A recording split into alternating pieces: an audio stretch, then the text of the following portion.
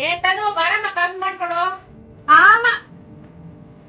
ಅಮ್ಮ ಅವಳು ಆಲ್ರೆಡಿ ಮಲ್ಕೊಂಡಿದ್ದಾಳೆ ಕಣಮ್ಮ, ನಾನೇ ಬಂದು ಮಾಡ್ಕೊಡ್ತೀನಿ ಇರು.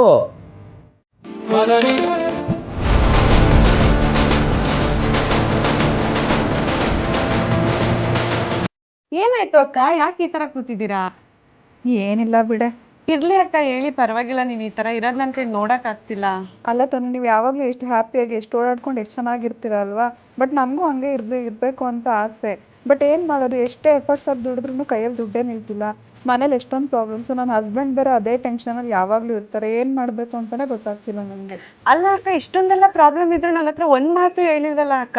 ಈ ತರ ಇದೆ ಅಂತ ಹೇಳಿದ್ರೆ ನಾನು ಯಾವಾಗ್ಲೂ ನಿಮ್ಗೆ ಸೊಲ್ಯೂಷನ್ ಹೇಳ್ತಿದ್ದೆ ಅಲ್ವಾ? ಹೌದಾ, ಏನು ತನೋ ಅದು ಸೊಲ್ಯೂಷನ್ನು?